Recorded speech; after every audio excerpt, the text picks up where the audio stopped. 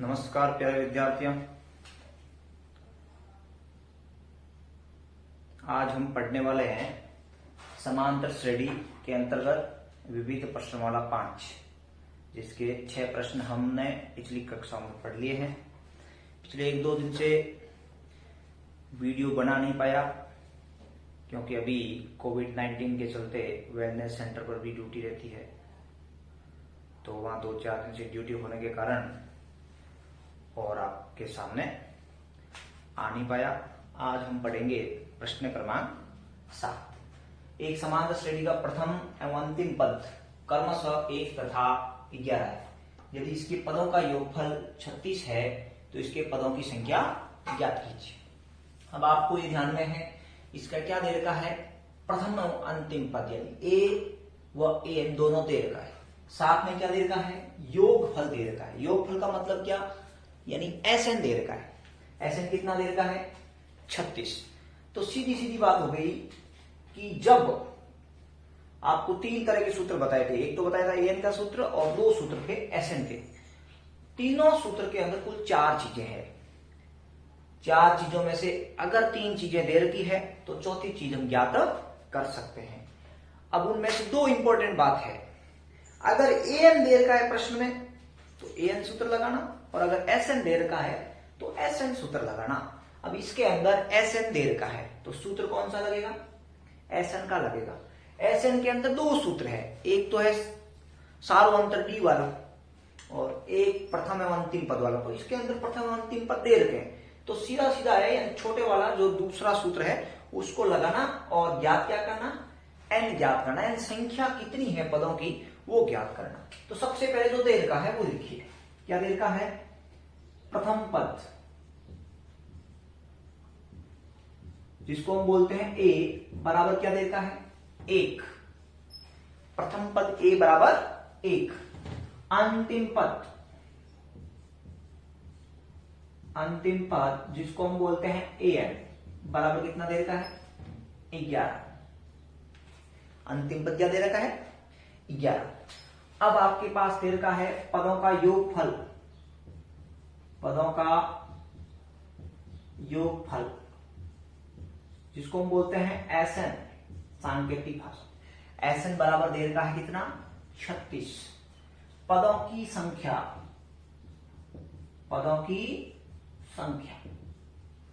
जिसको हम बोलते हैं एन, जो क्या है हमें ज्ञात करना है। तो वही एसएन सूत्र लगाना और एसएन सूत्र के अंदर इन 3 चीजों को रख देना। चौथी है हूबहू वैसे रखना और फिर पक्षांतरण करते ही एन का मान ज्ञात करना। तो एस एन बराबर n/2 गुणा a प्लस a। ये छोटा सा सूत्र है, n/2 गुणा a प्लस a। अब यह एस एन का मान दे रखा है कितना, 36 बराबर n ज्ञात करना, n/2 का n/2 गुणा a दे रखा है आपकी क्या, 1 प्लस एन दे रखा है क्या, 11। बस सीधा सीधा सरल। 36 बराबर n/2 गुणा 1 और 11 कितने हुए, 12। 2 का भाग 12 में कितनी बार, 6 बार आया क्या, 36 बराबर n को 6 से गुणा किया, 6n। n बराबर 36 भाग 6 इधर गुणा में, इधर आया तो भाग में, क्या आया, n बराबर 6। यानी किसी श्रेणी के 6 पदों का योगफल है वो कितना है, 36 है, जिसका प्रथम एवं अंतिम पद क्या दे रखा है, 1 व 11।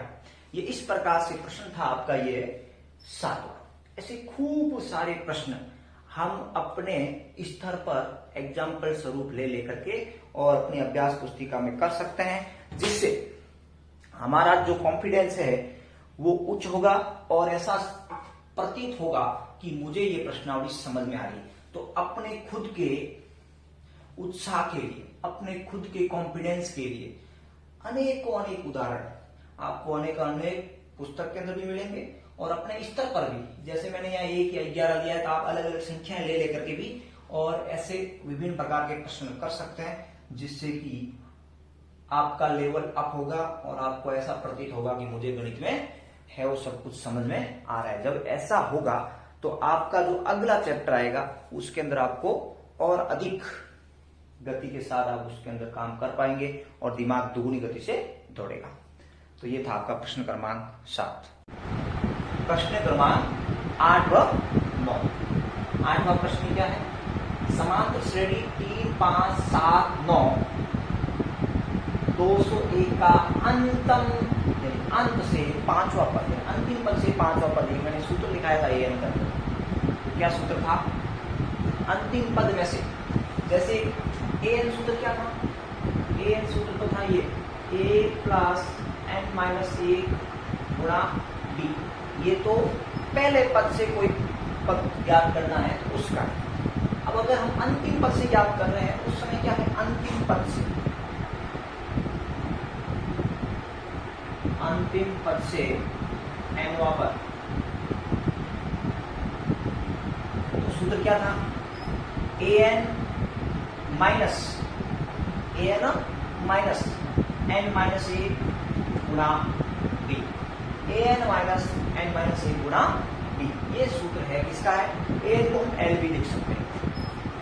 an को क्या लिख सकते हैं? अंतिम पद को l भी लिख सकते हैं। तो ये दो सूत्र थे, एक तो था प्रथम पद से और ये है अंतिम पद से। ये थोड़ा सा चयन है वो ध्यान से दिमाग में रखना है। तो यहाँ आपके 8वें प्रश्न में क्या है? कौन से प्रश्न था? 8वें। अब इस 8वें में आपके है सबसे पहले ये देर का ए क्या है आपके? 3। ए देर का है 3। फिर बी याद करना है क्या? a2 माइनस ए। ये सब हम 5.1, 5.2, 5.3 पढ़ते हैं, इसलिए अब वापस एक्सप्लेन करने की आवश्यकता नहीं। ऐसा ध्यान b बराबर a2 आपको ध्यान में 5 माइनस 3, d बराबर 2। d का मान क्या आ गया? 2। अब यहाँ देखो टिक टिक टिक टिक, अंतिम में लिखा हुआ क्या है? 201। इसको बोलेंगे अंतिम पद, जिसको हम बोलते हैं an बराबर है आपके कितने? 201। अब आपको क्या याद करना है? अंतिम से 5वां पद, अंतिम से 5वां पद, अंतिम से 5वां पद बराबर an माइनस n माइनस 1 गुणा d। ये सूत्र लगता। अगर हम प्रथम से कोई पद ज्ञात करते 5वां तो सूत्र कौन सा लगता? a प्लस n माइनस 1 गुणा d। और अंतिम से ज्ञात कर रहे हैं क्या? an माइनस n माइनस 1 गुणा d। अब यहाँ an आपके दिया गया कितना? 201 माइनस n क्या ज्ञात करना है? 5 माइनस 1 गुणा d कितना आया? 2। तो आया क्या? 201 माइनस 5 में से गया 4, 4 को 2 से गुणा करो 8। 201 में से 8 घटाते हैं, कितने बचते हैं? 1 कम कर लिया 200, फिर 7 कम किया 193। 193 अंतिम से 5वां पद क्या आएगा? 193। ये था आपका प्रश्न क्रमांक 8। कौन सा प्रश्न था? 8वां प्रश्न। इसे ही 9वां प्रश्न क्या है? यदि एक समांतर श्रेणी के 3 क्रमांकित पद 4/5 a 2 है तो a का मान ज्ञात कीजिए। अब आपको 9वें में समांतर श्रेणी दे दी। क्या दे दी है? समांतर श्रेणी। समांतर श्रेणी क्या दे देती है? 4/5 a 2 की एक समांतर श्रेणी है। तीनों पद क्रमागत है। ये a है, ये a2 है, ये a3 है। ये प्रश्न बोल रहा है तो आपको a का मान ज्ञात करना। a का मान ज्ञात करने के लिए आपको क्या करना पड़ेगा? अब यहाँ ये है a2 में से a घटाएंगे तो आएगा d, और a3 में से a2 घटाएंगे तो भी आएगा d। ऐसे करके हम 2 समीकरण बनाएंगे, दोनों की क्या कर लेंगे? तुलना कर लेंगे। अपने पास किसका मान आ जाएगा? a2 का मान आ जाएगा। देखो कैसे, यहाँ आपको दे रखा है क्या? a बराबर 4/5, a2 बराबर a और a3 बराबर क्या है? 2। आपको क्या ज्ञात करना है? d बराबर एक बात तो a2 में से a घटाइए तो d बराबर a2 है आपकी क्या? a माइनस a क्या है? 4/5। इसका नाम दे दो समीकरण क्रमांक 1। समीकरण क्रमांक 1। ऐसे ही आपके और पुनः डी ज्ञात करना, पुनः डी बराबर A3 minus A2, A3 minus A2। अब A3 क्या है 2, 2 माइनस A2 क्या है 1। ये किसका मान है डी का, इसका नाम दे दो समीकरण क्रमांक 2। अब आपको दिख रहा है समीकरण क्रमांक 1 के अंदर भी एक पक्ष में डी पड़ा है, 2 के अंदर भी एक पक्ष में डी पड़ा है, यानी समीकरण 1 और 2 की हम तुलना कर सकते हैं। तो आपको लिखना समीकरण 1 व 2 की तुलना करने पर, 1 व 2 की तुलना करने पर 1 नंबर तो है a माइनस 4/5 और बराबर 2 नंबर है 2 माइनस 1।